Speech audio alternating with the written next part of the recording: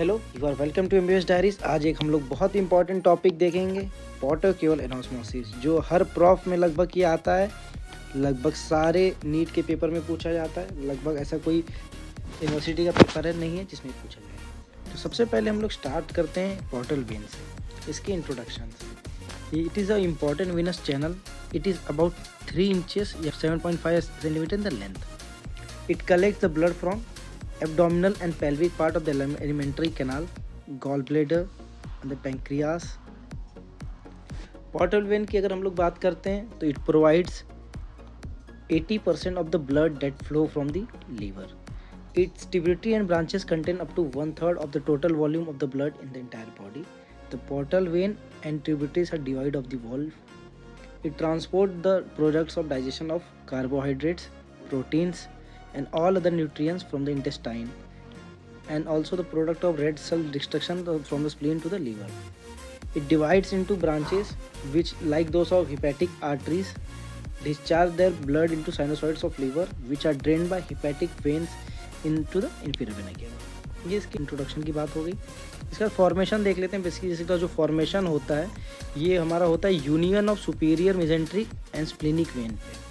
ये हम लोग देख सकते हैं, ये हमारा सुपीरियर मेजेंट्रिक वेन है और ये हमारा स्प्लिनिक वेन है। इसका यूनियन होगा तो यहाँ पे ये पोर्टल वेन बन रहा है। फिर ये पोर्टल वेन हमारा राइट और लेफ्ट ब्रांचेस में डिवाइड हो जाएगा। इसमें ये देख सकते हैं जो होता है behind the neck of pancreas and inferior vena cava level of L2। तो ये हमारा पेंक्रियास है और ये हमारा पीछे इन्फीरियर वेना केवा होगा, और ये जो लेवल होता है ये हमारा लेवल होता है L2। ट्रिब्यूटरीज की बात करते हैं इसके। तो ट्रिब्यूटरीज में सबसे पहले जो फॉर्मेशन करता है बेसिकली इसका, वो हमारी सुपीरियर मेजेंट्रिक वेन और स्प्लिनिक वेन होती हैं।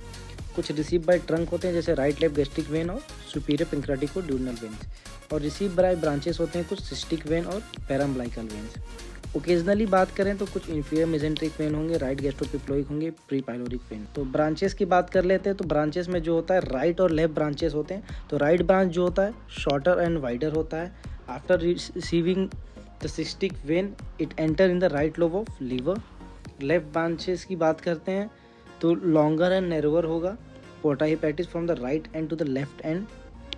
Branches to the caudate and quadrate lobe. Just before entering the left lobe of liver, it received during the fetal life. और जो paraumbilical vein होगा along the ligamentum teres and ductus venosus along the ligamentum venosus. जो formation हो रहा है basically ये हमारा superior mesenteric vein और ये हमारा स्प्लिनिक वेन है, ये पोर्टल वेन बन रहा है। बिहाइंड हमारा इंफीरियर वेना केवा होगा। इसका course and parts of portal vein हम लोग देख लेते हैं। तो इसमें जो हमारा होता है सबसे पहले जो ड्यूडनम के पीछे होगा उसे हम लोग कहेंगे रेट्रोड्यूडनल बेसिकली, और जो हमारा ड्यूडनम के नीचे होगा उसको हम लोग कहेंगे इंफ्राड्यूडनल, और कुछ पार्ट जो होगा हमारा ड्यूडनम के ऊपर उसको हम लोग कहेंगे सुप्राड्यूडनल। और ये हमारा वापस देख सकते हैं सुपीरियर मेजेंट्रिक वेन है, ये हमारा स्प्लेनिक वेन है। ये दोनों मिलकर पोर्टल वेन बना रहे हैं जो राइट और लेफ्ट ब्रांचेस में। इसके रिलेशंस की बात करते हैं तो बहुत सिंपल है, इसको जैसा जैसा देखा जाएगा। सबसे पहले इंफ्राड्यूडनल को हम लोग देख लेते हैं यहीं पे। जब इंफ्राड्यूडनल को देख लेंगे तो इसके इंटीरियर में देखिए, देख सकते हैं इंफ्राड्यूडनल है। इसके इंटीरियर में हमारा आ रहा है नेक ऑफ पेंक्रियास, और पीछे एक चीज़ कॉमन याद रखना कि पोस्टीरियर में सबके हमारा इन्फीरियर वेना केवा है। रेट्रोड्यूडनल की बात करते हैं तो रेट्रोड्यूडनल ये रहा। तो रेट्रोड्यूडनल में आप देख सकते हैं इसमें क्या आ रहा है, ये हमारा एंटीरियर तो बिल्ली देखेंगे तो ड्यूडनम का फर्स्ट पार्ट आ रहा है और बाइल डक्ट गैस्ट्रोड्यूडनल आर्टरी है। और इसके बाद हम लोग देख सकते हैं इसमें हमारा सुप्राड्यूडनल, तो ये सुप्राड्यूडनल है। इसके इंटीरियर में देख सकते हैं कि हमारा राइट फ्री मार्जिन होगा लेसर ओमेंटम का, और हिपैटिक आर्टरी और बाइल डक्ट बेसिकली आता है। मेन जो इसकी एनास्मोसिस होती है बहुत इंपॉर्टेंट होती है, ये तीनों हम लोग को याद रखना है। 3 जो मेजर साइट्स होते हैं इसके, सबसे पहले होता है lower third of oesophagus, umbilicus और मिड एनल कैनाल। इसको हम लोग याद रखेंगे। सबसे पहले जो लोअर थर्ड ऑफ इसोफेगस होता है उसमें हमारी लेफ्ट गैस्ट्रिक वेन्स होंगी। जैसे ऊपर से हमारा इसोफेगस है उसके ब्रांचेस आ रहे हैं, इसोफेगियल ब्रांचेस जो ट्रिब्यूटरीज है एसिसी हेमियोजाइगस के, ये यहाँ पे एनास्मोस हो जा रहे हैं हमारे oesophageal branches of left gastric vein से। यहाँ पे क्लिनिकल सिग्निफिकेंस हमें मिलेगा इसोफेगियल वेरिसेस का। उसके बाद जो हमारा एम्ब्लाइकस होता है, एम्ब्लाइकस में बेसिकली हमें पैराम्बलाइकल वेन्स होंगे जो superficial when of anterior abdominal wall से एनास्मोस कर जा रहे हैं। तो ये हमारा पैराम्बलाइकल वेन है, इसमें superficial veins of anterior abdominal wall है। तो ये हमें एक साइन देगा कैपेट मेडुसा। और एक मिड एनल कैनाल होता है। तो मिड एनल कैनाल में हमें सुपीरियर रेक्टल वेन होंगी जो एनास्मोस होंगी मिडल और इंफीरियर से, सुपीरियर हो जाएंगी मिडल और इंफीरियर से। तो ये मिडल और इंफीरियर हैं, ये एनास्मोस होंगे बेसिकली सुपीरियर से। तो हेमरॉइड्स हमें मिलेगा। कभी कभी और एरियाज पूछ ले जाते हैं, तो उसमें हम लोग को याद रखना है कि कुछ एक्स्ट्रा पेरिटोनियल सरफेस और रेट्रोपेरिटोनियल ऑर्गन्स होते हैं। वेन्स जो भी होंगे retroperitoneal organs such as duodenum, ascending colon and descending colon to portal anosmosis with the retroperitoneal vein of the posterior abdominal wall and renal capsule. The renal vein anosmos with the splenic vein and azygous vein. और एक last जो होता है हमारा bear area होता है, bare area of liver, जिसमें hepatic venules anastomose with the phrenic and intercostal veins.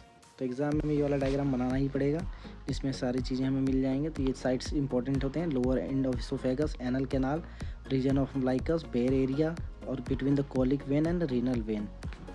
इसका क्लिनिकल सिनारियो फटाफट हम लोग देख लेते हैं, जो होता है portal hypertension. Basically portal hypertension क्या होगा, ऑब्स्ट्रक्शन अगर कहीं भी हो जा रहा है पोर्टल वेन में या तो इसकी ब्रांचेस में, तो इसकी वजह से क्या होगा, पोर्टल वेनस प्रेशर बढ़ जाएगा।